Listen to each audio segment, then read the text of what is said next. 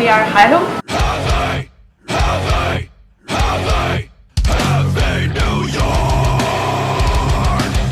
What's up, everybody? It's Alex from Heavy New York. We are at the hotel outside Webster Hall, and we are here with the entirety of Heilung. Thank you guys so much. Welcome to the USA. Thank you. It's nice to be here. Thank you so much. It's our first time in the US with this project, and we feel so amazingly welcome here. It's been an amazing tour. That's awesome. Yeah, so you're touring in the US now. Let's just get that out of the way. Like, just how has the experience been? From what I heard at the Friday show, that like the line was around the block. Security was telling me that like that was the longest line they've ever seen. I mean, how has touring in the USA been? It's completely sold out, the entire tour, and we the reception we got, we didn't know what to expect, right? So it's been so warm, and we really love that people show up in dresses and sing along on these old lyrics. That has been an amazing experience for us. We really would like to come back, of course. You guys are always welcome back. Yeah. One thing I find so unique about Heilung is your use of spoken word and incorporating many different cultures and, you know, many different, like the Bronze Age and the Iron Age. Do you look for inspiration when it comes to writing music, or was this like a preconceived idea for Heilung to always incorporate elements of history and culture? Like, well, we're all, like the three of us are history enthusiasts, and with all the reenactment, we were in contact with it from the start as well. And I mean, like, also, like me personally, I'm working a lot with shamanism, but not just stealing it from like the indigenous cultures here or like from South America, but I really always try to, you know, like find the old pre-Christian European roots, and of course that leads to, you know, old lyrics that are written on rune stones or like, you know. Interesting. One thing I find unique is, does that determine, by examining history in many different cultures, does that determine the outcome of the music itself as well? Yeah, it does. I mean, we start out with inspiration from Iron Age and old ancient Scandinavian cultures. Rune amulets and runes inscripted on spear shafts, and we take inspiration from these old lyrics, and also nature is a big part, plays a big role in the way that we're composing the music, because nature has always been there, and it's so much melody and rhythms in the sounds you hear around you on a silent day in the forest or on the mountains. So that's the two main inspirational sources for Heilung's compositions. And then of course Kai has been working for many years with ancient Norse poetry. Most of it is found, and some is newly composed. But yeah, do you have anything to add, Kai? Yeah. Don't worry about the noise. The mic cancels that out. Okay. Yeah. Now, one thing I was really curious about with your new album, Futha, was there a preconceived idea on what culture and what historical time period you wanted to incorporate, or did you have some music written down and be like, okay, this is what we want to write about and sing about? I think that's Kai. When we produced the first album, Ofnir, we overproduced, basically. So there was a couple of songs that couldn't fit on the album, and that was basically like the soil for Futha as well. But it was also important for us. Ofnir is a very masculine album, very tough, you know. And for Futha, it was important for us to make a counterpart, like a balanced part. So while on Ofnir is a lot of like inscriptions from spear shafts or whatever, a lot of warrior stuff, we have in Futha we have a lot of female lyrics that are taken from the old sagas, where the vulvas, like the holy women, are speaking or stuff like that. So that's. Yeah. Would people maybe have a better understanding of Futha if they were to listen to the two records previously, or does Futha kind of stand out a little bit more in your catalog? I think it's about the feeling, right? Because like we don't give translations, because sometimes it's very difficult to translate the languages. But I think it's really about feeling. It's very difficult to approach it logically, you know, but like really like dive into it, close your eyes, and that will give you a very good intuitive understanding of the whole thing. Hmm. Could the music be open to interpretation, or is the goal of Heilung to kind of maybe inform the listener, kind of give them a lesson in the historical periods that you write about? Well, you know, the majority of our audience maybe do not understand the lyrics. Even as Kai also says, the lyrics is even up to debate what it actually means, right? So of course there's a lot of interpretation in how you experience the music. Music is always been experienced as a unique thing from the person listening to it, and people can get these images themselves, and even it can bring to healing, which is also a big purpose of our music, and that can be unique to the person spectating it, right? And so but I think in general people seems to be placed in the same space when they're listening to our music somehow, and it doesn't matter where you're from. I think that's the beauty of it. You bring in multiple cultures, and I think by doing that, you bring multiple people together. And I think by incorporating multiple cultures, you kind of, in a way, Heilung makes their own culture, in a way.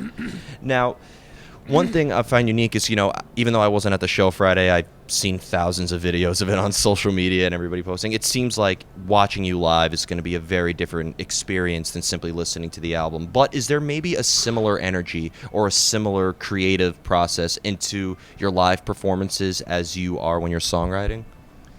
Well, when we're songwriting, it's a lot of spiritual work as well, right? You know, like in the studio, I often go into trance, and then like Chris records me for like half an hour, and then clips out small pieces of it, while the live performance is an actual ritual. You know, that we start with the smudging, and it has an opening, it has a middle part, it even has a sacrifice, and it has an ending, right?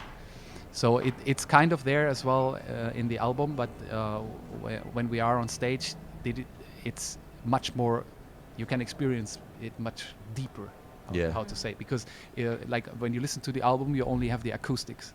So, but when we start the performance, or when we start the ritual, it starts with a smell. And you also have the optics and the acoustics. Yeah, I feel like a concert for any band, it's not just listening to the music, but I feel like all five senses are actually, you know, felt and incorporated into it. Yeah, and it should also be a very physical experience to attend the Heilung ritual, because we have an amazing sound engineer who makes the audio very, very.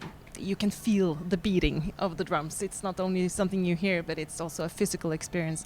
And of course, also our warriors are jumping into the crowd. You will walk away from the concert with black smeared on your body, and the feeling of the drums in your body. So I would say it's, compared to listening at something at home, being there live is of course always a different and more physical experience. Yeah. Would you say people, because there's some bands, you know, I see them live, they're just as good live as they are on the album, and, you know, I get a fairly similar experience, but do you think people may have a better understanding of what Heilung is after seeing you live?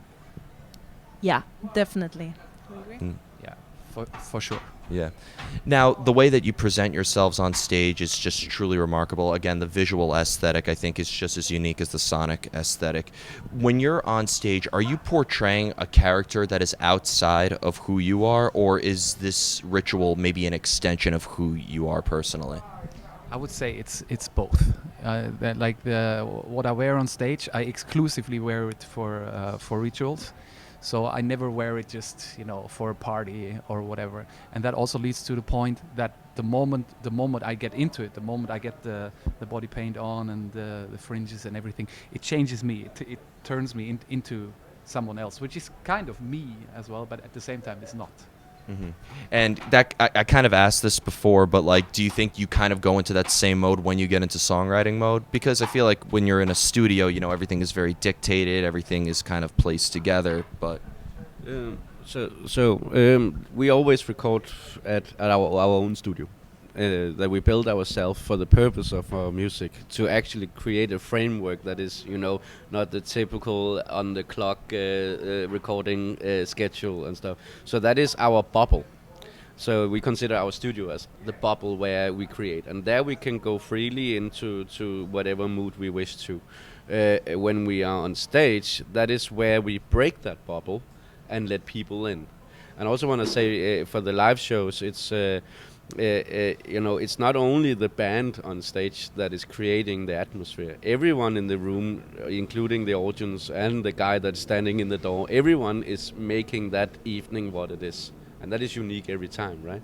So I don't see, the character or the mindset we are putting ourselves into would be the same when we make the music as when we are performing live.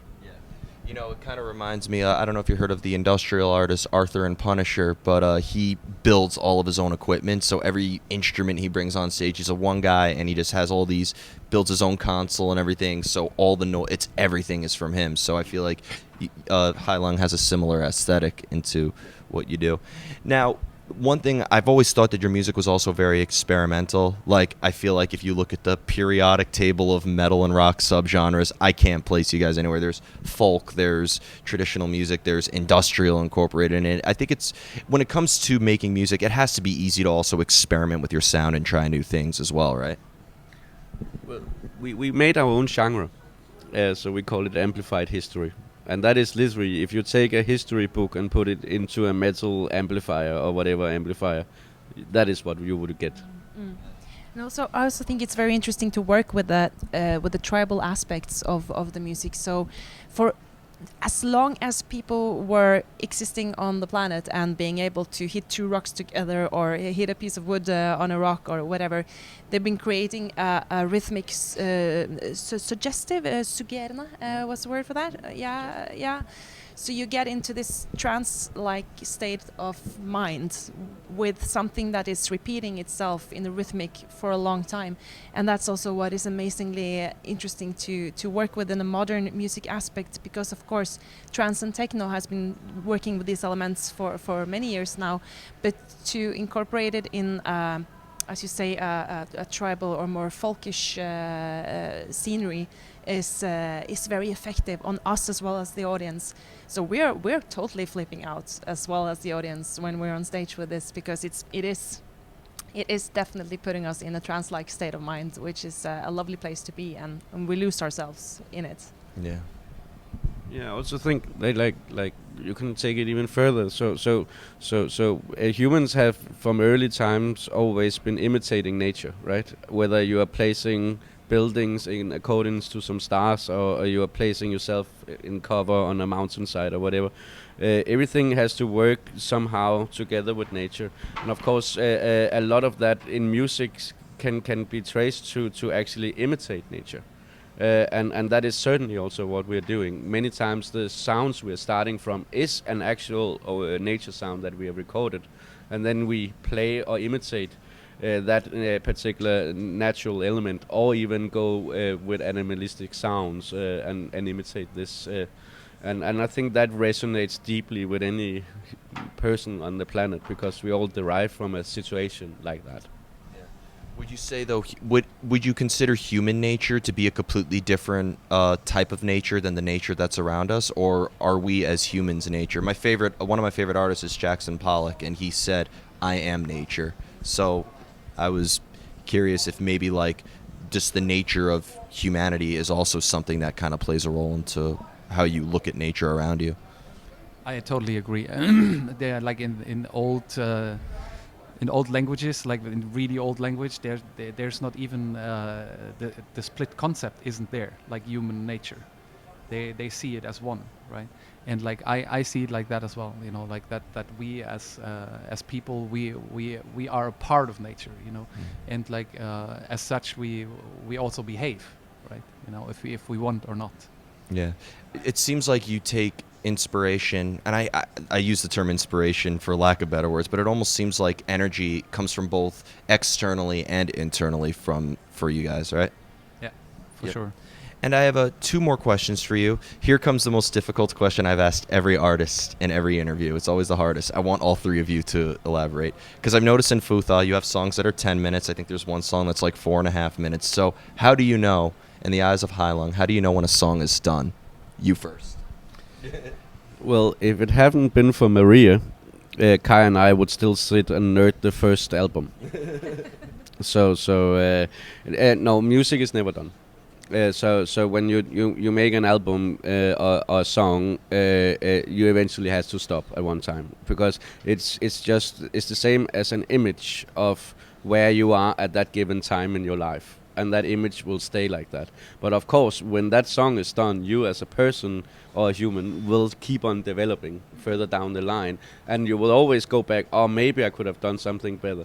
But for me personally, when I leave that, I look at it as a picture on the wall, and I look back at that time when we created, and I get the same smells, the same feeling, and everything. So I can enjoy that. I would never be sad that I didn't do whatever to it, because I didn't. And so for me, yeah, it's definitely just a picture and a memory. Yeah, well, I completely agree with Christopher, and yeah, a song is an image of the time that it was created. I totally agree, but I also feel that there is some feeling, like a spiritual element of it that becomes very clearly when you kind of. It's hard to describe art, right? It's hard to describe. Where does it come from? How did it begin? How will it end? It's a more like it's a metaphysical mindset that you put yourself in that can definitely. I definitely have a strong feeling with the songs or the pieces that we're creating, that they are. When it's finished, it's kind of, you feel, okay, wow, okay, that's the final tone. Let it ring out, or. So yeah, good question though. Yeah, it almost seems like, not, obviously we're all defined by the final composition of the music, but it feels like also the process of how you get there is also what helps you develop an identity as well. Yeah. Yeah. And last but not least, how do you know when a song's done? Well, it's usually me that starts a song, because like I come in with some lyrics, and from a spiritual view, it's like the song is an entity, like a person, and I give that person to the two of them, and then they start adding rhythm, adding melody, and that is like the dress of the person. And it is like Chris said, you could always go on dressing, put another embroidery on, a different hat or whatever, but for me is the core of it is already perfect the moment I open my mouth and we speak about it. Yeah. Out of all the bands I've interviewed, I think this was the best answer I've ever gotten for that question. I've had people just say, when I get the final mix of the album back, or when the label says it's done. Yeah. And the final question I wanted to ask you is because, being that the art is an extension of you, but you're also creating art for other people to experience, both in the ritual and to experience in their own time when listening to it. I've heard, many fans, being the journalists, at every show or everybody going to the show, I ask them, like, what has this band done for you? What is your experience like? And, I've heard people say that they got into history because of your music. I've heard people say, your music has helped them through difficult times and stuff. So when you're putting your art out there, and everybody's having their own experience with it, does it change how the perspective on how you look at yourself as an artist? Definitely not. So we of course you get really honored that people like what you do. Like when we created the first thing, I will usually also say that I'm happy if my mom likes it, and she does, luckily. But of course other people do too and get the thing, and but when we created Fuda, we went back in our bubble, and the same way as we did Ofnir. Of course we know now at that time that there will be people expecting it, and that of course makes it exciting, but it doesn't change how we work with the content we are working with. Yeah, well, for me it really feels like all the pieces of the puzzle all of a sudden fit. I've been working with, and we all have been working with reenactment of Viking culture since we were kids, and I've been working with Norwegian folk music my entire life. And when we started to compose together, it was really felt like, okay, it feels like I've been preparing my entire life for this project. cannot explain it in any other way. It's like my interest for rhythms and vocal techniques and ritual aspects, and everything is just coming together to a perfect picture, and I feel fulfilled from this project. I really do. Yeah, it's the same here. I mean, like for me, the whole Heilung project and where we are now is the logical development of myself. You know, that's the path my soul walks, or however you want to see it. And we always say that Heilung is just the music that we always wanted to hear but no one made, right? So and that's. Yeah, because bands have incorporated history, but if I tell somebody about Heilung who's never listened to you, and I say they sing about history, like, oh, are they like Sabaton? Are they like Amon Amarth? I'm like, they're not like anything you've heard. So before we go, I would like to thank you so much for your time today. Really looking forward to the show tonight. Is there just anything else we could be expecting from Heilung in the near future in terms of tours or new music, if you're allowed to say, of course? We have so many secrets. Yeah, we have a lot of secrets coming up. I can safely say, without saying too much, that we will come back to this place on Earth. And we're looking forward. And we are looking very forward to it. Awesome. Yeah. Awesome. Well, thank you guys so much, everybody. We are here with Heilung. Pick up Futha if you haven't already, out on Season of Mist. This is Alex from Heavy New York. We'll see you next time.